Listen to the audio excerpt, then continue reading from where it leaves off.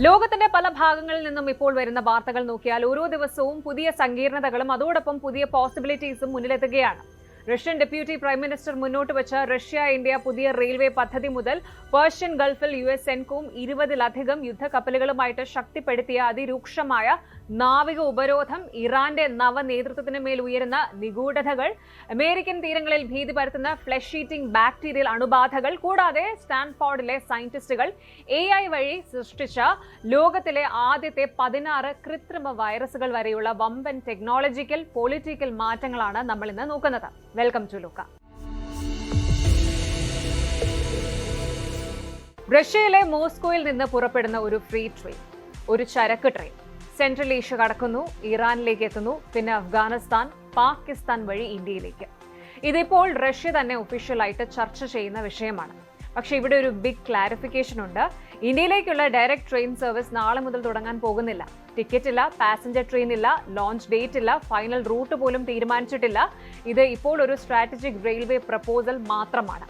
റഷ്യയുടെ deputy prime minister മാരാറ്റ് ഖുസ്നുലിൻ കഴിഞ്ഞ ദിവസങ്ങളിൽ നടത്തിയ പ്രസ്താവന അന്താരാഷ്ട്ര തലത്തിൽ വലിയ ചർച്ചയായിരിക്കുകയാണ്. റഷ്യയിൽ നിന്ന് ഇന്ത്യൻ മഹാസമുദ്രത്തിലേക്കും ഇന്ത്യയിലേക്കും ഒരു റെയിൽവേ റൂട്ട് നിർമ്മിക്കുന്ന കാര്യം സജീവമായി ആലോചിക്കുന്നു എന്നാണ് മോസ്കോ വ്യക്തമാക്കിയിരിക്കുന്നത്. കടൽ വഴിയുള്ള ഭീഷണികളും ഉപരോധങ്ങളും മറികടക്കാൻ കരമാർഗം ഒരു വമ്പൻ ട്രേഡ് റൂട്ട്. പക്ഷേ ടെക്നിക്കലായിട്ടും അതുപോലെ ജിയോ പൊളിറ്റിക്കൽ പരമായും ഇത് എത്രത്തോളം ഫീസിബിൾ ആണ്? അഫ്ഗാനിസ്ഥാനും പാകിസ്ഥാനും വഴി ഇന്ത്യയിലേക്ക് റെയിൽവേ വരുന്നത് ഇന്ത്യ അംഗീകരിക്കുന്നു. നോക്കാം. ഇനി ഇവിടെ ജോഗ്രഫിയേക്കാൾ ഇമ്പോർട്ടന്റ് എന്ന് പറയുന്നത് ജിയോ പൊളിറ്റിക്സ് ആണ്. എന്തുകൊണ്ടാണ് റഷ്യ പെട്ടെന്ന് ഇങ്ങനെ ഒരു റെയിൽ പാതയെക്കുറിച്ച് സംസാരിക്കുന്നത് എന്ന് നോക്കുമ്പോൾ, ഒന്ന് മിഡിൽ ഈസ്റ്റിലെ സംഘർഷങ്ങളും കടൽപാതകളിലെ പ്രതിസന്ധിയുമാണ്. ലോക വ്യാപാരത്തിന്റെ നെടുംതൂണായ സ്ട്രെയിറ്റ് ഓഫ് ഹോർമുസ് വഴിയാണ് ആഗോള എണ്ണ വ്യാപാരത്തിന്റെ 25%-ഓളവും LNG കയറ്റുമതിയുടെ 20%-ഓളവും കടന്നു പോകുന്നത്. എന്നാൽ അവിടുത്തെ യുദ്ധസമാനമായ അന്തരീക്ഷവും കപ്പലുകൾക്ക് നേരെയുള്ള ആക്രമണങ്ങളും കാരണം ഈ ഒരു പാത സുരക്ഷിതമല്ലാതെയായി. ഇനി രണ്ടാമത്തെ കാരണം ബോസ്ഫറസ് കടലിടുക്കിലെ റിസ്ക് ആണ്. റഷ്യയുടെ ബ്ലാക്ക് സീയിലെ എണ്ണക്കപ്പലുകൾ കടന്നു പോകുന്നത് ടർക്കി നിയന്ത്രിക്കുന്ന ബോസ്ഫറസ് സ്ട്രെയിറ്റ് വഴിയാണ്. ടർക്കി ഒരു നേറ്റോ അംഗരാജ്യമാണ്. ഭാവിയിൽ അവിടെ എന്തെങ്കിലും ഉപരോധം വന്നാൽ റഷ്യൻ വ്യാപാരം പൂർണ്ണമായും സ്തംഭിക്കും. മൂന്നാമത്തെ കാരണം ഇന്ത്യയുമായിട്ടുള്ള റെക്കോർഡ് ട്രേഡ്. നിലവിൽ ഇന്ത്യയുടെ ക്രൂഡ് ഓയിൽ ഇറക്കുമതിയുടെ 55%-ലധികവും റഷ്യയിൽ നിന്നാണ്. 2030-ഓടെ $100 ബില്യൺ ഉഭയകക്ഷി വ്യാപാരമാണ് ഇരു രാജ്യങ്ങളും ലക്ഷ്യമിടുന്നത്. അതുകൊണ്ട് തന്നെ ചരക്കുകൾ തടസ്സമില്ലാതെ ഇന്ത്യയിൽ എത്തിക്കാൻ കടൽ മാർഗമല്ലാത്ത ഒരു പ്ലാൻ ബി റഷ്യക്ക് വളരെ ഇമ്പോർട്ടന്റ് ആണ്. ഈ പദ്ധതിക്കായി പ്രധാനമായും 2 റൂട്ടുകളാണ് റഷ്യൻ ഉദ്യോഗസ്ഥർ മുന്നോട്ട് വെച്ചിരിക്കുന്നത്. ഒന്നാമത്തെ റൂട്ട് എന്ന് പറയുന്നത് the all and south Asia corridor ആണ്. റഷ്യ, തുർക്ക്മെനിസ്ഥാൻ, ഇറാൻ, അഫ്ഗാനിസ്ഥാൻ, പാകിസ്ഥാൻ, അവിടെ നിന്ന് നേരെ ഇന്ത്യ, അല്ലെങ്കിൽ ഇറാനിലെ തുറമുഖങ്ങൾ വഴി ഇന്ത്യൻ മഹാസമുദ്രത്തിലേക്ക് പ്രവേശിക്കുക. ഇനി രണ്ടാമത്തെ റൂട്ട് എന്ന് പറയുന്നത് trans Afghan route, INSTC bypass ആണ്. റഷ്യ, ഉസ്ബെക്കിസ്ഥാൻ, അഫ്ഗാനിസ്ഥാൻ, അത് ട്രാൻസ് അഫ്ഗാൻ റെയിൽവേ ആണ്. അവിടുന്ന് പാകിസ്ഥാൻ, അവിടെ നിന്ന് നേരെ ഇന്ത്യ. ഇറാനിലെ തെക്കൻ തുറമുഖങ്ങൾക്ക് നേരെ അമേരിക്കൻ അല്ലെങ്കിൽ പാശ്ചാത്യ നീക്കങ്ങൾ നടക്കുന്നതിനാൽ പൂർണ്ണമായും കരമാർഗം അഫ്ഗാനിസ്ഥാനും പാകിസ്ഥാനും വഴി ഇന്ത്യയിലേക്ക് എത്തുക എന്നത് റഷ്യയുടെ മനസ്സിലുള്ള ഏറ്റവും പുതിയൊരു ഐഡിയ. കേൾക്കുമ്പോൾ വളരെ ആകർഷകമായി തോന്നുമെങ്കിലും ഇതിന്റെ ടെക്നിക്കൽ എഞ്ചിനീയറിംഗ് റിയാലിറ്റീസ് പരിശോധിക്കുമ്പോൾ കാര്യങ്ങൾ അത്ര എളുപ്പമല്ല. ഒന്ന്, ഗേജ് വ്യത്യാസമാണ്. അതായത് റെയിൽവേ എഞ്ചിനീയറിംഗിലെ ഏറ്റവും വലിയ വില്ലനാണ് റെയിൽ ഗേജുകൾ, ട്രാക്ക് ഗേജസ് എന്ന് പറയും. റഷ്യയിലും സെൻട്രൽ ഏഷ്യയിലും ഉപയോഗിക്കുന്നത് 1520 mm ബ്രോഡ് ഗേജ് ആണ്. ഇറാനിൽ 1435 mm സ്റ്റാൻഡേർഡ് ഗേജ് ആണ്. ഇനി അതുപോലെ പാകിസ്ഥാനിലും ഇന്ത്യയിലും ഉപയോഗിക്കുന്നത് 1676 mm ഇന്ത്യൻ ബ്രോഡ് ഗേജ് ആണ്.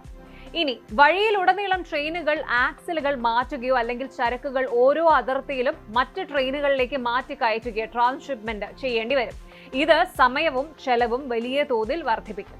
2, കഠിനമായ ഭൂപ്രകൃതിയുണ്ട്. അഫ്ഗാനിസ്ഥാനിലെ ഹിന്ദുകുഷ് പർവ്വതനിരകളിലൂടെയും ബലോചിസ്ഥാനിലെയും സെൻട്രൽ ഏഷ്യയിലെയും വൻ മരുഭൂമികളിലൂടെയും ആയിരക്കണക്കിന് കിലോമീറ്റർ പുതിയ റെയിൽവേ ട്രാക്കുകൾ നിർമ്മിക്കുക എന്നത് അത്യന്തം ചെലവേറിയതും എഞ്ചിനീയറിംഗ് പരമായിട്ട് സങ്കീർണവുമാണ്. ഇനി അടുത്ത കാരണം സാമ്പത്തിക ഭാരമാണ്. ഈ ഒരു പദ്ധതി പൂർത്തിയാക്കാൻ $100 കോടി ആവശ്യമായിട്ട് വരും. നിലവിൽ ഉപരോധങ്ങളും യുദ്ധ ചെലവുകളും കാരണം റഷ്യൻ സാമ്പത്തിക രംഗം നേരിടുന്ന സമ്മർദ്ദം ഈ ഒരു തുക കണ്ടെത്താൻ തടസ്സമായേക്കാം. സാങ്കേതിക തടസ്സങ്ങളെക്കാൾ വലിയ പ്രതിസന്ധി രാഷ്ട്രീയ സാഹചര്യങ്ങളാണ്. ഒന്നാമതായിട്ട് ഇന്ത്യ പാകിസ്ഥാൻ തർക്കമുണ്ട്. പാകിസ്ഥാൻ വഴി ഒരു ട്രേഡ് കോറിഡോറിൽ ഇന്ത്യ പങ്കാളിയാകുമോ എന്നത് വലിയ ചോദ്യമാണ്. അതിർത്തി കടന്നുള്ള ഭീകരവാദവും തർക്കങ്ങളും നിലനിൽക്കെ പാകിസ്ഥാനിലൂടെയുള്ള റഷ്യൻ ചരക്ക് നീക്കത്തെ ആശ്രയിക്കുന്നത് ഇന്ത്യയുടെ ദേശീയ സുരക്ഷയ്ക്ക് വെല്ലുവിളിയാകാം. ഇനി അഫ്ഗാനിസ്ഥാനിലെ താലിബാൻ ഭരണകൂടം. താലിബാൻ ഭരണത്തിന് കീഴിലുള്ള അഫ്ഗാനിസ്ഥാനിൽ റെയിൽവേ അടിസ്ഥാന സൗകര്യങ്ങൾക്ക് സുരക്ഷ ഉറപ്പാക്കുക എന്നത് അതീവ ദുഷ്കരമാണ്. അഫ്ഗാൻ പാകിസ്ഥാൻ അതിർത്തിയിലെ തൊർഖാം, ചമാം ഈ അതിർത്തിയിലെ നിരന്തരമായ സംഘർഷങ്ങളും തിരിച്ചടിയാണ്. ഇനി താപ്പി പൈപ്പ്ലൈനിന്റെ TAPI പൈപ്പ്ലൈനിന്റെ അനുഭവമാണ്. മുൻപ് Turkmenistan, Afghanistan, Pakistan, India TAPI gas pipeline പദ്ധതി പ്രഖ്യാപിച്ചിട്ട് പതിറ്റാണ്ടുകളായി. കടലാസിൽ മാത്രം ഒതുങ്ങിപ്പോയ ഈ പദ്ധതിയുടെ അതേ ഗതി തന്നെ ആയിരിക്കുമോ ഈ ഒരു റെയിൽവേ റൂട്ടിനെയും കാത്തിരിക്കുന്നതെന്ന ചോദ്യം വിദഗ്ധർ ഉയർത്തുന്നുണ്ട്. റഷ്യയെ സംബന്ധിച്ചിടത്തോളം പാശ്ചാത്യ ഉപരോധങ്ങളെയും ഉപരോധ ഭീഷണികളെയും മറികടക്കാനുള്ള ഒരു സ്ട്രാറ്റജിക് വിഷനാണ് ഈ ഒരു റെയിൽ കോറിഡോർ. എന്നാൽ ഇതൊരു തുടക്കഘട്ടത്തിലുള്ള ആശയം മാത്രമായിട്ട് നിൽക്കുകയാണ്. നിലവിൽ ഔദ്യോഗികമായിട്ടുള്ള റൂട്ടോ നിർമ്മാണ തീയതിയോ നിശ്ചയിക്കപ്പെട്ടിട്ടില്ല. ഇന്ത്യയുടെ എക്സിസ്റ്റിംഗ് സ്ട്രാറ്റജി വളരെ ഇമ്പോർട്ടന്റ് ആകുന്നത് ഇന്ത്യ വർഷങ്ങളായിട്ട് പാകിസ്ഥാൻ ബൈപാസ് ചെയ്യുന്ന കണക്ടിവിറ്റി ആർക്കിടെക്ചറാണ് പുഷ് ചെയ്യുന്നത്. അതായത് അതിൽ ഇറാനിലെ ചബഹാർ പോർട്ടിന് വലിയ ഇമ്പോർട്ടൻസ് ഉണ്ട്. ഇന്ത്യക്ക് സെൻട്രൽ ഏഷ്യയിലേക്കും റഷ്യയിലേക്കും എത്താൻ പാകിസ്ഥാനെ പാകിസ്ഥാനെ ഒഴിവാക്കാനുള്ള ഒരു പ്രധാന ഗേറ്റ് വേ ആണ് ചബഹാർ തുറമുഖം എന്ന് പറയുന്നത്.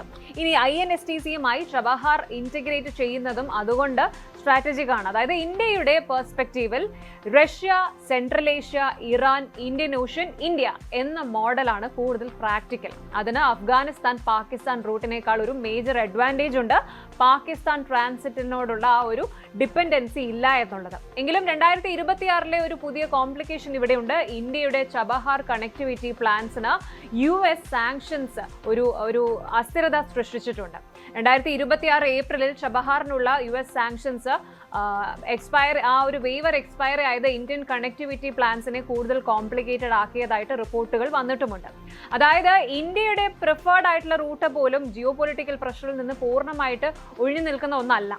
സാങ്കേതിക തടസ്സങ്ങളും India, Pakistan, Afghanistan geo political സമവാക്യങ്ങളും പരിഹരിക്കപ്പെടാത്ത പക്ഷം ഈ മോസ്കോ ഡൽഹി വൻകര റെയിൽവേ ഒരു സ്വപ്ന പദ്ധതിയായി തുടരാനാണ് സാധ്യത. ഇന്ന് ലോകം വീണ്ടും ഒരു ന്യൂ കണക്ടിവിറ്റി റേസിലാണ്. ഒരു കാലത്ത് ഗ്ലോബൽ ട്രേഡിന്റെ റൂൾ സിമ്പിൾ ആയിരുന്നു.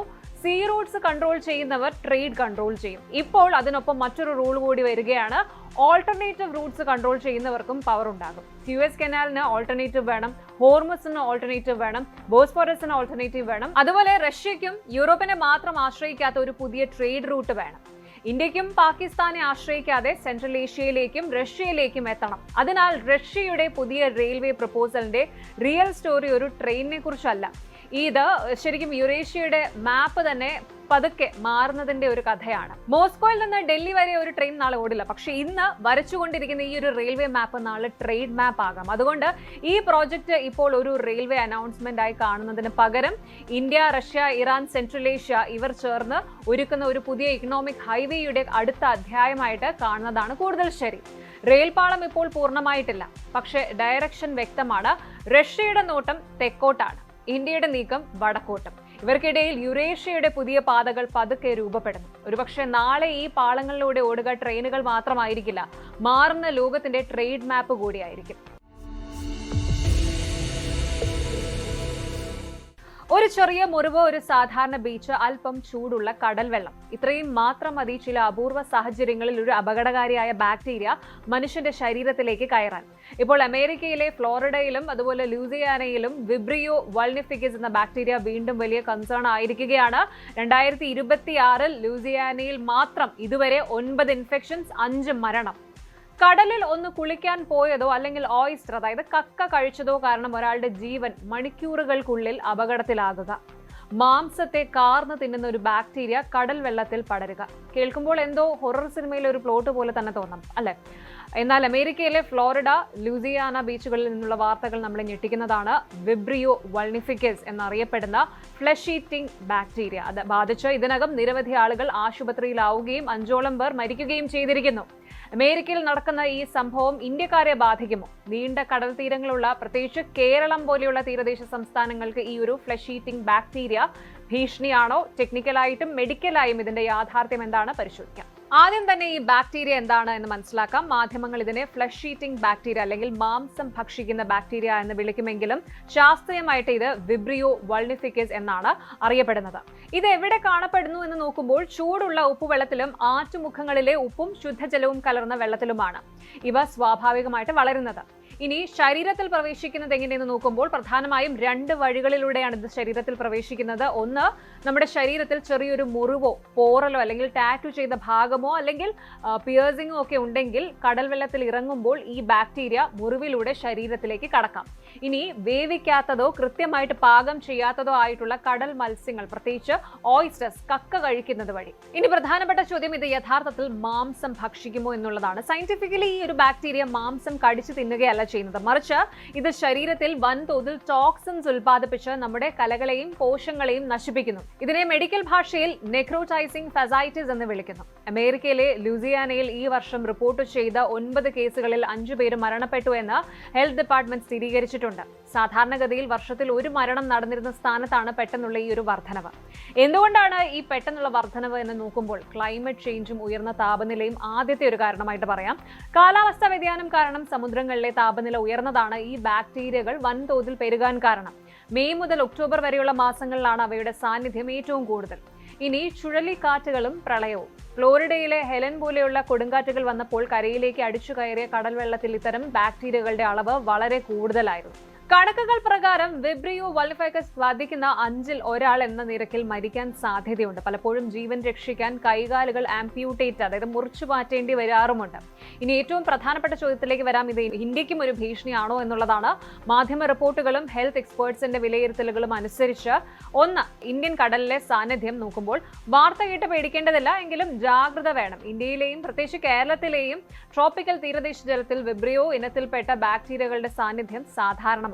2, ഇന്ത്യയിൽ വൻതോതിൽ പടരാത്തത് എന്തുകൊണ്ട് എന്ന് നോക്കുമ്പോൾ നമ്മുടെ പരമ്പരാഗത ഭക്ഷണ രീതിയാണ് നമ്മളെ ഒരു പരിധിവരെ രക്ഷിക്കുന്നത്. മലയാളി അല്ലെങ്കിൽ ഇന്ത്യക്കാർ ജനറലായിട്ട് മീനും കക്കയും എല്ലാം നന്നായിട്ട് വേവിച്ചിട്ടാണ് കഴിക്കുന്നത്. ചൂടിൽ ഈ ബാക്ടീരിയകൾ നശിച്ചു പോകും. പാശ്ചാത്യ രാജ്യങ്ങളെ പോലെ പച്ചയ്ക്ക് ഓയിസ്റ്റേഴ്സ്, കക്ക അല്ലെങ്കിൽ പച്ചക്കക്ക കഴിക്കുന്ന ശീലം ഇവിടെ കുറവാണ്. ഇനി കടലിൽ ഇറങ്ങുന്നവർ ശ്രദ്ധിക്കേണ്ടത്, എന്തെങ്കിലും മുറിവുകൾ ഉള്ളവർ, പ്രത്യേകിച്ച് കരൾ രോഗമുള്ളവർ, പ്രമേഹ രോഗികൾ അല്ലെങ്കിൽ പ്രതിരോധ ശേഷി കുറഞ്ഞവർ ഉപ്പുവെള്ളത്തിൽ ഇറങ്ങുമ്പോൾ അപകട സാധ്യത വളരെ കൂടുതലാണ്. കടലിൽ പോയി വന്നതിന് ശേഷം അല്ലെങ്കിൽ സീ ഫുഡ് കഴിച്ച ശേഷം ഇനി പറയുന്ന ലക്ഷണങ്ങൾ കണ്ടാൽ ഒട്ടും സമയം കളയാതെ ഡോക്ടറെ കാണണം.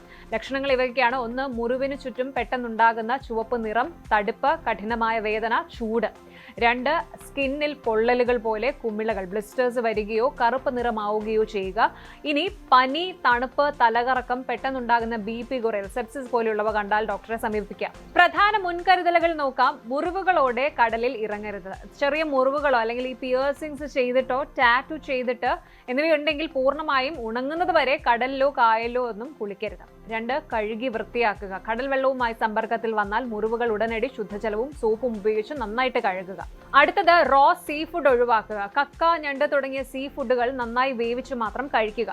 ചുരുക്കത്തിൽ പറഞ്ഞാൽ US-ൽ സംഭവിക്കുന്ന വിബ്രിയോ വൾനിഫിക്കസ് ബാക്ടീരിയ ഭീതി പാനിക് ആവാനുള്ള ഒന്നല്ല, മറിച്ച് കൃത്യമായ അവയർനെസ് ഉണ്ടാകേണ്ട ഒന്നാണ്.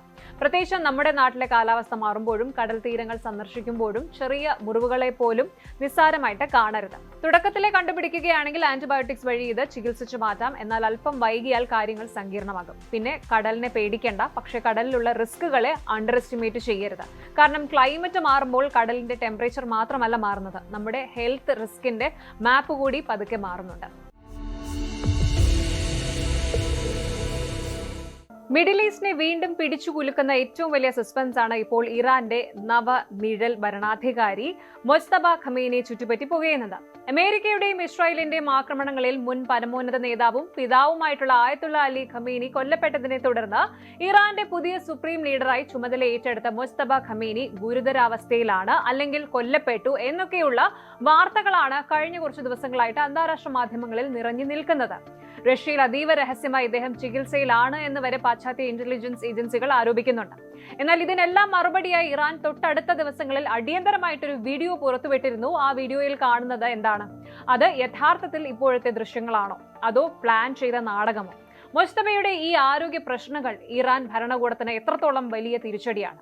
ഇതിന്റെ യാഥാർത്ഥ്യങ്ങൾ നമുക്കൊന്ന് നോക്കാം. ആദ്യം തന്നെ എന്താണ് പ്രചരിച്ച വ്യാജ വാർത്തകൾ അല്ലെങ്കിൽ അന്താരാഷ്ട്ര മാധ്യമങ്ങൾ ഉയർത്തിയ അവകാശവാദങ്ങൾ എന്ന് നോക്കാം. ഒന്ന്, പാശ്ചാത്യ രാജ്യങ്ങളുടെ അവകാശവാദമാണ്. മുസ്തഫ ഖമേനിക്ക് വൻതോതിലുള്ള ആരോഗ്യ പ്രശ്നങ്ങളുണ്ട് എന്നും US-ഇസ്രായേൽ വ്യോമാക്രമണത്തിൽ പരിക്കേറ്റതിനു ശേഷം അദ്ദേഹം ജീവച്ഛവമായി കഴിയുകയാണ് എന്നും റിപ്പോർട്ടുകൾ വന്നു. ചില ടെലിഗ്രാം ചാനലുകളും ഇസ്രായേലി മാധ്യമങ്ങളും ഇദ്ദേഹം മരിച്ചു എന്നുവരെ പ്രചരിപ്പിച്ചു. 2, റഷ്യൻ ആശുപത്രിയിലെ രഹസ്യ ചികിത്സ. പാശ്ചാത്യ ഇന്റലിജൻസ് കേന്ദ്രങ്ങളെ ഉദ്ധരിച്ച് വന്ന മറ്റു ചില റിപ്പോർട്ടുകൾ പറയുന്നത് ഇറാന്റെ തലസ്ഥാനമായ തെഹ്റാനിൽ നിന്ന് വ്ളാദിവോസ്റ്റോക്കിലേക്കോ മോസ്കോയിലേക്കോ അതീവ രഹസ്യമായി ഇദ്ദേഹത്തെ എയർലിഫ്റ്റ് ചെയ്തു എന്നാണ്. റഷ്യയിലെ അതിവേഗ സർജൻസിന്റെ നിരീക്ഷണത്തിലാണ് ഇദ്ദേഹം എന്ന വാർത്തകളും സോഷ്യൽ മീഡിയയിൽ പടർന്നു. അടുത്തത്, ഇറാന്റെ രാഷ്ട്രീയ അന്തരീക്ഷം നോക്കുമ്പോൾ ഇറാന്റെ റവല്യൂഷണറി ഗാർഡ്സ് അധികാര കടിഞ്ഞാൺ കൈവശം വെക്കുമ്പോഴും സുപ്രീം ലീഡർക്ക് എന്തെങ്കിലും സംഭവിച്ചാൽ വൻ ജനകീയ പ്രക്ഷോഭങ്ങൾക്ക് വഴി തുറക്കുമെന്ന ഭയത്തിലായിരുന്നു ഭരണകൂടം. മരണവാർത്തകളും ഗുരുതരാവസ്ഥയെക്കുറിച്ചുള്ള കിംവദന്തികളും ആഗോളതലത്തിൽ വൈറലായതോടെ ഇറാന്റെ സെമി ഒഫീഷ്യൽ ഏജൻസിയായ മേർ ന്യൂസ് തൊട്ടു പിന്നാലെ ഒരു വീഡിയോ പുറത്തുവിട്ടു. എന്താണ് വീഡിയോയിൽ ഉള്ളത് എന്ന് നോക്കുമ്പോൾ ഏകദേശം 12 സെക്കൻഡ് മാത്രം ദൈർഘ്യമുള്ള ഒരു വീഡിയോ ആണ് ഇറാൻ പുറത്തുവിട്ടത്. വീഡിയോയിൽ മുസ്തഫ ഖമേനി ഉദ്യോഗസ്ഥരുമായും സൈനിക തലവന്മാരുമായും ശാന്തമായിട്ട് സംസാരിക്കുന്നതായിട്ട് കാണാം. ഇദ്ദേഹത്തിന് വലിയ ആരോഗ്യ പ്രശ്നങ്ങളൊന്നുമില്ല എന്ന് കാണിക്കാനാണ് ഇറാൻ ശ്രമിച്ചത്. റെസിഡൻഷ്യൽ ഏരിയയിൽ പ്രസിഡന്റ് മസൂദ് പെസഷ്കിയാനുമായിട്ട് ഇദ്ദേഹം അടിയന്തര കൂടിക്കാഴ്ച നടത്തിയെന്നും ഇറാനിയൻ മീഡിയ അവകാശപ്പെട്ടു. എന്നാൽ ഇവിടെയാണ് പ്രധാന സംശയങ്ങൾ ഉദിക്കുന്നത്. തീയതി വ്യക്തമല്ല. അതായത് വീഡിയോ ഏത് സമയത്ത് എവിടെ വെച്ച് ചിത്രീകരിച്ചതാണ് എന്ന് മേർ ന്യൂസ് വ്യക്തമാക്കിയിട്ടില്ല. ഇനി പഴയ ദൃശ്യങ്ങളാണോ, മുൻപ് പകർത്തിയ വീഡിയോ ഇപ്പോൾ എഡിറ്റ് ചെയ്ത് റിലീസ് ചെയ്തതാണോ എന്ന സംശയം അന്താരാഷ്ട്ര ഫാക്ട് ചെക്കിംഗ് ഏജൻസികൾ ഉയർത്തുന്നുണ്ട്. ഇനി ഭരണം ഏറ്റെടുത്ത ശേഷം പൊതുപരിപാടികളിൽ നിന്ന് വിട്ടുനിൽക്കുന്ന ഒരാൾ വെറും 12 സെക്കൻഡ് മാത്രം ദൈർഘ്യമുള്ള ഒരു അൺഡേറ്റഡ് വീഡിയോ വഴി തത്സമയം സുരക്ഷിതനാണ് എന്ന് തെളിയിക്കാൻ ശ്രമിക്കുന്നത് ദുരൂഹത വർദ്ധിപ്പിക്കുന്നു എന്നാണ് വിദേശകാര്യ വിദഗ്ധരുടെ പക്ഷം. ഇനി മുസ്തഫ ഖമേനിയുടെ അസാന്നിധ്യമാണോ അല്ലെങ്കിൽ അദ്ദേഹത്തിനെതിരെയുള്ള പ്രചാരണങ്ങളാണോ ഇറാനെ എങ്ങനെയാണ് ഇത് ബാധിക്കുന്നത് എന്ന് നോക്കാം. ഒന്ന്, നേതൃത്വത്തിലെ ആ ഒരു ശൂന്യതയാണ്. അലി ഖമേനിയുടെ മരണശേഷം പ്രൊഫഷണൽ രീതിയിൽ കാര്യങ്ങൾ നിയന്ത്രിക്കാൻ നിയോഗിക്കപ്പെട്ട വ്യക്തിയാണ് മുസ്തഫ. എന്നാൽ അദ്ദേഹത്തിന്റെ അസാന്നിധ്യം ഇറാന്റെ നയതന്ത്ര ചർച്ചകളെയും US-ഇസ്രായേൽ പ്രതിരോധ പദ്ധതികളെയും പ്രതികൂലമായിട്ട് ബാധിക്കുന്നുണ്ട്. അടുത്തത്, IRGCയുടെ ഉള്ളിലെ ഭിന്നതയാണ്. ഇറാന്റെ ഏറ്റവും ശക്തിയേറിയ സൈനിക വിഭാഗമായ റവല്യൂഷണറി ഗാർഡ്സിലെ കമാൻഡർമാർക്കിടയിൽ അതൃപ്തി ഉണ്ടാക്കാൻ ഇത്തരത്തിലുള്ള വാസ്തവവിരുദ്ധമായ വാർത്തകൾ വഴി സാധിക്കുന്നുണ്ട്. സുപ്രീം ലീഡർ സുരക്ഷിതനല്ലെന്ന് കണ്ടാൽ സേനയ്ക്കുള്ളിൽ തന്നെ അധികാര തർക്കങ്ങൾ ഉണ്ടാകാം. അടുത്തത്, സൈക്കോളജിക്കൽ വാർഫെയർ.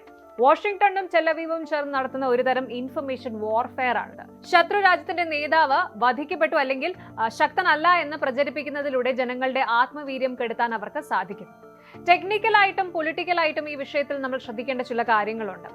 മീഡിയ പ്രൊപ്പഗാൻഡയും നിർമ്മിത ബുദ്ധിയും AI-യുമാണ് ആദ്യത്തേതെന്ന് പറയുന്നത്. ഇക്കാലത്ത് പുറത്തു വരുന്ന ദൃശ്യങ്ങൾ എത്രത്തോളം വിശ്വസനീയമാണ് എന്നുള്ള സംശയമുണ്ട്.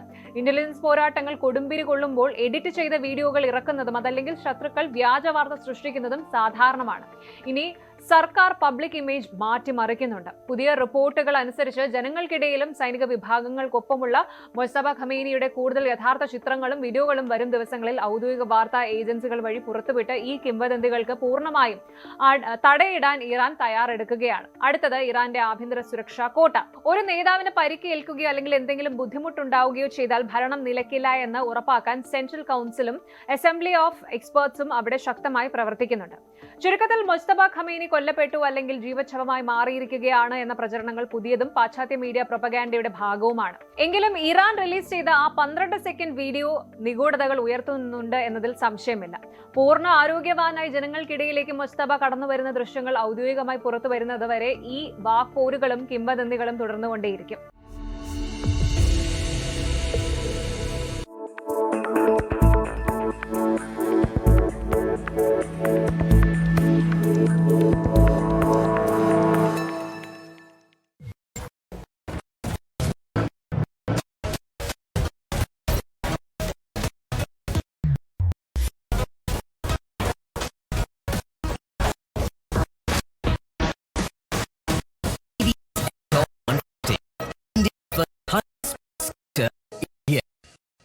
മഴ പെയ്യുന്ന ഒരു സായാഹ്നം, ഹൈവേയിലൂടെ സുഖകരമായ ഒരു യാത്ര. കാറിനുള്ളിൽ നേരിയ സംഗീതം പ്ലേ ചെയ്യുന്നുണ്ട്. മഴത്തുള്ളികൾ വിൻഷീൽഡിൽ വന്ന് പതിക്കുന്ന താളത്തിനൊപ്പം വാഹനം സുഗമമായി മുന്നോട്ട് കുതിക്കുന്നു. പെട്ടെന്ന് യാതൊരു മുന്നറിയിപ്പുമില്ലാതെ നിങ്ങളുടെ വാഹനത്തിന്റെ സ്റ്റിയറിംഗ് വല്ലാതെ ഭാരം കുറഞ്ഞതായി നിങ്ങൾക്ക് അനുഭവപ്പെടുന്നു. ഒരു കളിപ്പാട്ട കാർ ഓടിക്കുന്നത് പോലെ വളരെ ലാഘവത്തോടെ സ്റ്റിയറിംഗ് തെന്നി മാറുന്നു. ബ്രേക്ക് ചവിട്ടിയാലും വാഹനം നിൽക്കുന്നില്ല. പകരം നിയന്ത്രണം പൂർണ്ണമായും നഷ്ടപ്പെട്ട് ഒരു തെന്നി നീങ്ങലിലേക്ക് വാഹനം വഴിമാറുന്നു. ഏതൊരു വിദഗ്ധനായ ഡ്രൈവറെയും ഭയപ്പെടുത്തുന്ന, ജീവൻ പണയം വെക്കേണ്ടി വരുന്ന ഈ ഭയാനകമായ ചില സെക്കൻഡുകളെയാണ് ഹൈഡ്രോപ്ലെയിനിങ് അഥവാ അക്വാപ്ലെയിനിങ് എന്ന് വിളിക്കുന്നത്. ഒരു സാധാരണ മഴക്കാല ഡ്രൈവിങ്ങിനെ വലിയൊരു ദുരന്തത്തിലേക്ക് നയിക്കാൻ കെൽപ്പുള്ള ഈ ശാസ്ത്രീയ പ്രതിഭാസത്തെക്കുറിച്ച് ഓരോ ഡ്രൈവറും നിർബന്ധമായും അറിഞ്ഞിരിക്കേണ്ടതുണ്ട്. നിരത്തുകളിൽ ഒരു വാഹനം മുന്നോട്ട് കുതിക്കുന്നതും നമ്മൾ ഉദ്ദേശിക്കുന്നിടത്ത് കൃത്യമായി ബ്രേക്ക് ചെയ്ത് നിർത്താൻ കഴിയുന്നതും സ്റ്റിയറിംഗ് ഉപയോഗിച്ച് വളവുകൾ തിരിയുന്നതുമെല്ലാം വാഹനത്തിന്റെ യാന്ത്രിക സംവിധാനങ്ങളുടെയും എഞ്ചിന്റെയും മാത്രം കഴിവുകൊണ്ടല്ല. ഇതിനെല്ലാം ആധാരം ടയറും റോഡും തമ്മിലുള്ള ഘർഷണം അഥവാ ഫ്രിക്ഷനാണ്. മിനുസമുള്ള ഒരു തറയിൽ എണ്ണയൊഴിച്ചാൽ നമുക്ക് നടക്കാൻ കഴിയാത്തത് എന്തുകൊണ്ടാണെന്ന് ചിന്തിച്ചിട്ടുണ്ടോ? അവിടെ നമ്മുടെ പാദങ്ങളും തറയും തമ്മിലുള്ള ഘർഷണം പൂർണ്ണമായും നഷ്ടപ്പെടുന്നു. ഇതേ ഭൗതിക ശാസ്ത്രം തന്നെയാണ് ഹൈഡ്രോപ്ലെയിനിങ്ങിലും സംഭവിക്കുന്നത്. മഴയത്ത് റോഡിൽ വെള്ളം കെട്ടി നിൽക്കുമ്പോൾ വേഗത്തിൽ വരുന്ന വാഹനത്തിന്റെ ടയറിനും റോഡിനുമിടയിൽ ആ വെള്ളം ഒരു നേരിയ പാളിയായി രൂപാന്തരപ്പെടുന്നു. സാധാരണഗതിയിൽ ടയറുകളിലെ ചാലുകൾ അഥവാ ത്രെഡുകൾ ഒരു പമ്പ് പോലെ പ്രവർത്തിച്ച് ഈ വെള്ളത്തെ വെളിയിലേക്ക് തെറിപ്പിച്ച് റോഡുമായുള്ള സമ്പർക്കം നിലനിർത്തുകയാണ് ചെയ്യുന്നത്. എന്നാൽ വേഗത കൂടുമ്പോൾ ഈ പമ്പിംഗ് പ്രക്രിയ പരാജയപ്പെടുകയും കാര്യങ്ങൾ കൈവിട്ട് പോവുകയും ചെയ്യുന്നു. വാഹനത്തിന്റെ വേഗത ഒരു നിശ്ചിത പരിധി കടക്കുമ്പോൾ ടയറുകൾക്ക് പുറന്തള്ളാൻ കഴിയുന്നതിനേക്കാൾ കൂടുതൽ വെള്ളം അതിനടിയിലേക്ക് ഇരച്ചു കയറുന്നു. വെള്ളം കംപ്രസിബിൾ അല്ലാത്തത് കൊണ്ട് തന്നെ ഈ അതിമർദ്ദം കാരണം ടയറുകൾ റോഡിൽ നിന്നും അക്ഷരാർത്ഥത്തിൽ മുകളിലേക്ക് ഉയർത്തപ്പെടുന്നു. അതായത് ആയിരക്കണക്കിന് കിലോഗ്രാം ഭാരമുള്ള നിങ്ങളുടെ വാഹനം റോഡിലല്ല, പകരം മിഡിൽ ഈസ്റ്റിൽ സ്ഥിതിഗതികൾ അതീവ ഗുരുതരമായി ദിശയിലേക്ക് നീങ്ങുകയാണ്. അമേരിക്കയും ഇറാനും തമ്മിലുള്ള യുദ്ധം ഇപ്പോൾ പശ്ചിമേഷ്യൻ കടൽപാതകളെ പൂർണ്ണമായും വിറപ്പിച്ചുകൊണ്ടിരിക്കുകയാണ്. United States Central Command US CENTCOM പുറത്തുവിട്ട ഏറ്റവും പുതിയ റിപ്പോർട്ടുകൾ അനുസരിച്ച് റീജിയണിൽ 20-ലധികം വമ്പൻ US യുദ്ധക്കപ്പലുകളാണ് നിലയുറപ്പിച്ചിരിക്കുന്നത്. ഇറാനിലേക്ക് പോകുന്നതും ഇറാനിയൻ തുറമുഖങ്ങളിൽ നിന്ന് പുറപ്പെടുന്നതുമായ ചരക്ക് കപ്പലുകൾക്ക് നേരെ ശക്തമായ നേവൽ ബ്ലോക്കേഡാണ് US ഏർപ്പെടുത്തിയിരിക്കുന്നത്. ഇതുവരെ 55-ലധികം വാണിജ്യ കപ്പലുകളെ US സൈന്യം വഴിതിരിച്ചുവിട്ടു. നിർദ്ദേശമനുസരിക്കാത്ത കപ്പലുകളെ കടലിൽ വെച്ച് പ്രവർത്തനരഹിതമാക്കുകയോ കയറി പരിശോധിക്കുകയോ ഒക്കെ ചെയ്തിട്ടുണ്ട്.